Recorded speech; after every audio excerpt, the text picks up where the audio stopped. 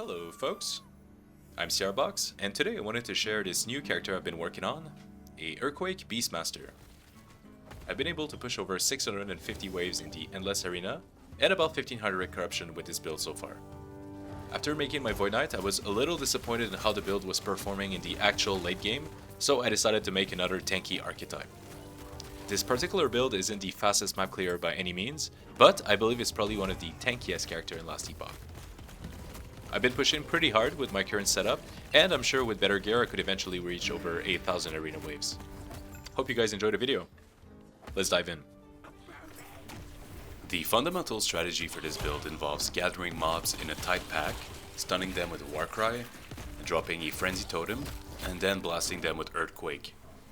This build stacks a lot of self buffs, so you usually want to snowball one pack of monsters after another and keep the Berserk stacks going.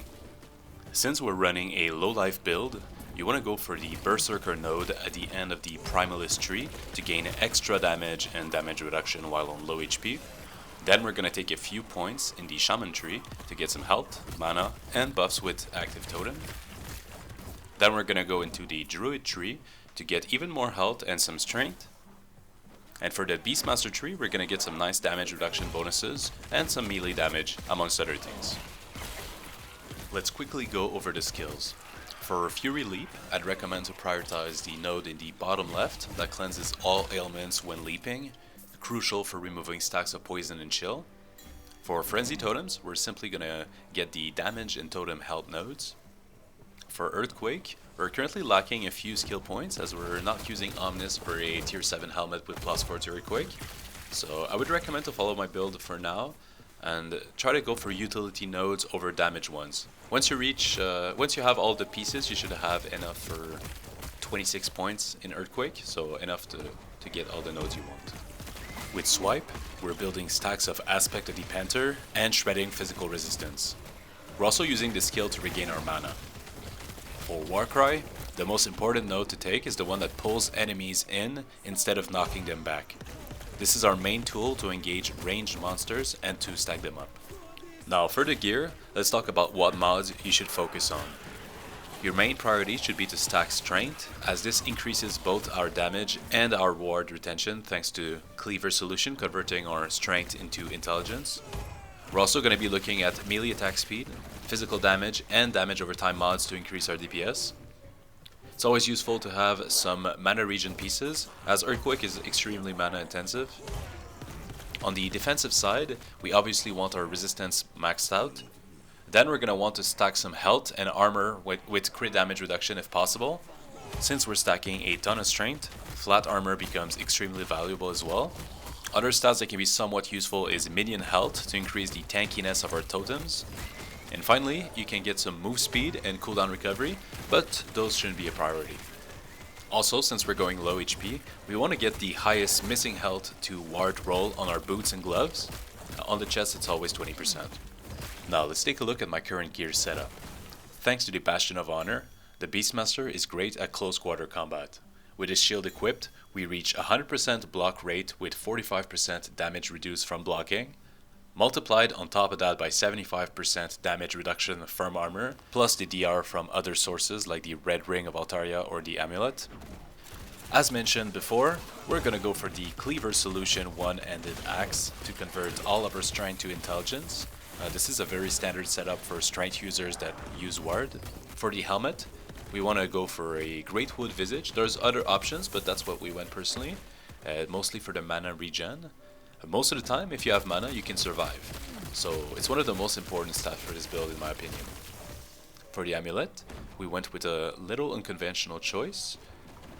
The amulet that reduces the damage over time taken. In high arena, the most dangerous attacks are by far damage over time effect. We used to use a Omnis instead of that with mana regen. Both are good. For the boots and chest, we went with the standard low life setup with the Exsanguinish and Last Steps of the Living. Since we don't need spell damage, you can try to snipe a cheap Exsanguinish on the market with garbage plus spell damage roll, since you don't need it. It'll save you some gold. As for the gloves, we went with Boulder Fists with the experimental affix that converts missing HP to ward. And the reason we're using these particular gloves is because they prevent you from leeching HP.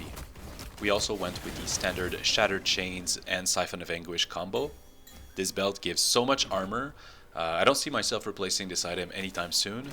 We're using the Siphon of Anguish for elemental resistance and the Chance to Doom. Both the belt and this ring work well together usually. We've been lucky enough to find a decent red ring of Altaria, so we're rocking that for the damage reduction mainly, although the other stats are amazing as well. For the relic, we went with the Twisted Heart, just for the raw strength and HP it provides. For the blessings, we went for +2 mana from Ending of the Storm, health and armor from Black Sun and Spirits of Fire respectively, and +2 all resistance from Reign of Dragon. Our idols aren't perfect by any means, but the main ones you want to focus on is the 4x1 Ornate idol that gives you 7% chance to cast a Thorn Totem when hit. These can be really valuable defensive tools. We also went for 1 Totem Health idol. These definitely helps, but my totems are still a bit too squishy for this level of arena.